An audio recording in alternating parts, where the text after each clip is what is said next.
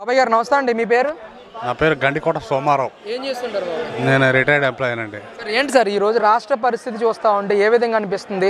ఈ రాజకీయాలు గతంలో ఎప్పుడన్నా ఈ విధంగా కొనసాగాయా? రిటైర్డ్ ఎంప్లాయీగా ప్రస్తుతం ఉన్న రాష్ట్ర పరిణామాలపై మీరే విధంగా రియాక్ట్ అవుతారు? ఇది ఖచ్చితంగా ప్రజా వ్యతిరేక పరిపాలన అండి. రాష్ట్ర ప్రజల పరిస్థితి బాగాలేదు.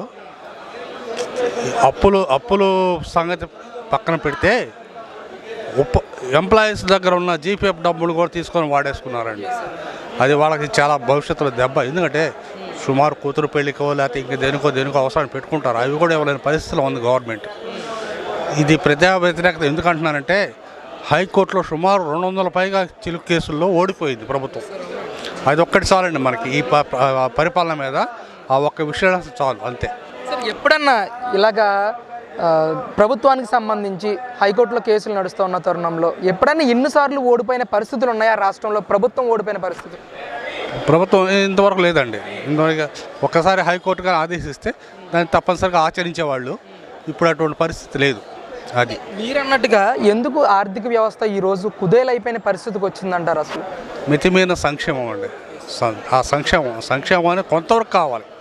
నిజమైన అవసరమైన వాళ్ళకే ఇవ్వాలి, కానీ అందరికీ అని చెప్పి ఇప్పుడు 10 మందికి మేలు చేస్తూ 90 మందిని బాధపెడుతున్నారు. అది చాలా తప్పు అండి. నిజమైన అవసరమైన వాళ్ళకి ఇవ్వాలి, సంక్షేమం కావాలి.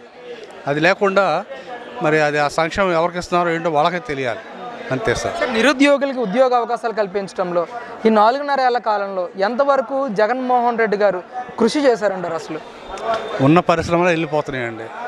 కియా పరిశ్రమ బెదరగొట్టారు. అమర్రాజా ఫ్యాక్టరీ, వైజాగ్లో ఉన్న సాఫ్ట్వేర్ కంపెనీలు, ఈ కంపెనీలు ఇక్కడ మనలేక తెలంగాణకి వెళ్ళిపోతున్నాయండి. తెలంగాణలో పరిస్థితి ఏంటంటే వాళ్ళు హైదరాబాదు సరిపోక వరంగల్, ఖమ్మం, కరీంనగర్ అట్లా అన్ని జిల్లాల్లో వాళ్ళు పెట్టుకుంటున్నారండి. ఇప్పుడు వయసు మీరిన వాళ్ళు పిల్లల దగ్గర ఉంటే బాగుంటుంది అనుకుంటారు.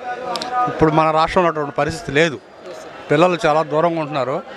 ఎప్పుడో పండగ కానీ వచ్చే పిల్లల కోసం వీళ్ళు ఎదురు చూస్తే వీళ్ళు బతుకుతున్నారండి. ఇటువంటి అవకాశం లేక ప్రజలు వెళ్ళిపోతున్నారు. అదే ఉద్యోగ అవకాశాలు ఉంటే పిల్లలంతా దగ్గరలో ఉంటారుగా. సరే, వారానికి వస్తారని తల్లిదండ్రులు చూసుకోవడానికి వస్తారుగా. అటువంటి పరిస్థితి మన రాష్ట్రం లేదు. పరిశ్రమలు లేవు, ఉద్యోగాలు లేవు, తూతు మంత్రంగా ఇస్తున్నారు. వాళ్ళు ఇప్పుడు 5,000 ఇచ్చిన బతుకుతామని చెప్పి చేస్తున్నారు, కానీ అది ఇష్టపూర్తిగా చేసింది కాదండి. అది సరే సార్, గతంలో చంద్రబాబు నాయుడు గారి పరిపాలన చూస్తారు. ఆయన 14 సంవత్సరాలు ముఖ్యమంత్రిగా పనిచేసి అసలు రాష్ట్రానికి కానీ ప్రజలకు కానీ ఎలాంటి న్యాయం చేయగలిగారు? మరి 4.5 ఏళ్ల కాలంలో ఎలాంటి న్యాయం జరిగిందంటారు? అసలు అది పూర్తి ప్రజా వ్యతిరేక పరిపాలన అండి. అప్పుడు చేశాడు చంద్రబాబు గారు చేసింది. ప్రజలకు ఏదైతే అవసరమో అదే అంతవరకు చేశారు. ఇప్పుడు ప్రజల పేరు చెప్పి అనవసరంగా అప్పులు చేసి పంచేది కొంత మిగతాది ఏమవుతుందో తెలియట్లా. ఇప్పుడు అప్పులు తెస్తున్నారు అన్నారు సారా, మరి అన్ని తప్పుడు లెక్కలు ఇస్తున్నారు అక్కడ. ఇప్పుడు ఆర్బీఐ ఇస్తుంది, అప్పు ఇస్తుందంటే మనం కరెక్ట్గా లెక్క చూపట్లా. ఆ చూపకపోవటం వల్లే అప్పులు వస్తున్నాయి. అది మరి ప్రభుత్వ పెద్దలు తప్పేది, అంతే సార్. సార్ ఏంటి సార్ అసలు వచ్చే ఎలక్షన్ ఎలా ఉండబోతుంది అంటారు? ఎవరు గెలిస్తే మళ్ళీ సరైన రీతిలో రాష్ట్రం నడిచే అవకాశం ఉందంటారు? అసలు ప్రజలు ఇప్పుడు జాగ్రత్తగా ఆలోచించాలండి. ఎందుకంటే మన రాష్ట్రం మన దేశంలో అన్నిటికంటే ఆర్థికంగా దిగజారిపోయిన రాష్ట్రం మనది. బీహార్ కన్నా కూడా దిగజారిపోతుంది. అందుకని ప్రజలు ఆలోచించి ప్రజల కోసం పనిచేసే తెలుగుదేశం ప్రభుత్వాన్ని గెలిపించుకోవాలి సార్. అదే నా ఉద్దేశం. సార్ ఏంటి సార్ అసలు చంద్రబాబు నాయుడు గారు గెలిస్తే అంటే గెలిపించుకోవాలనే నమ్మకం ఏంటి సార్? అసలు అంత నమ్మకం చంద్రబాబు గారు వస్తే రాష్ట్రం బాగుపడుతుంది? చంద్రబాబు గారు ఇచ్చిన హామీలు ఉద్యోగం కల్పిస్తున్నారు. మనం గత సంవత్సరం చూస్తే హైదరాబాద్ చూసుకుంటే సాఫ్ట్వేర్ కంపెనీలు చంద్రబాబు గారు డెవలప్ అయినాయి.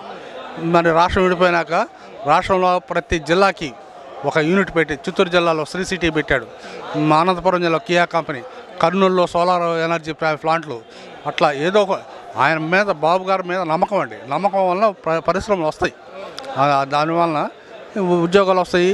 ఆర్థికంగా ఇప్పుడు పన్నులు పెరిగితేనే కదండి మన రాష్ట్ర అభివృద్ధి చెందేది. ఆ విధంగా డెవలప్ చేస్తా నమ్మకం ఉందండి. టీడీపీ జనసేన పొత్తుని పూర్తి స్థాయిలో ప్రజలు విశ్వసిస్తారంటారు? విశ్వసిస్తున్నారండి. ఎందుకంటే టీడీపీలో అన్ని పార్టీలని అన్ని సామాజిక వర్గాలు కలుపుకొని వెళ్తున్నారు. జనసేన వాడు కూడా ముందుకు రావడం చాలా సమంజసం. పవన్ కళ్యాణ్ గారు ప్రజల ఆర్థిక పరిస్థితిని, ప్రజలు పడుతున్న ఇబ్బందులు గమనించి చంద్రబాబు గారితో కలిసి నడుస్తున్నారు. అది చాలా గొప్ప విషయం అండి. మీ మంగళగిరి నియోజకవర్గంలో పోటీ ఎలా ఉండబోతుంది అంటారు? ఏకపక్షమేనండి. ఏకపక్షంగానే ఉంటుంది అంతే. టీడీపీకి దారి సులువు అయిపోయింది అంతే.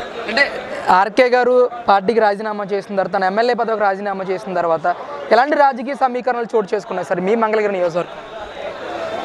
ఆర్కే గారు రాజీనామా చేశారంటే ఆయన చాలా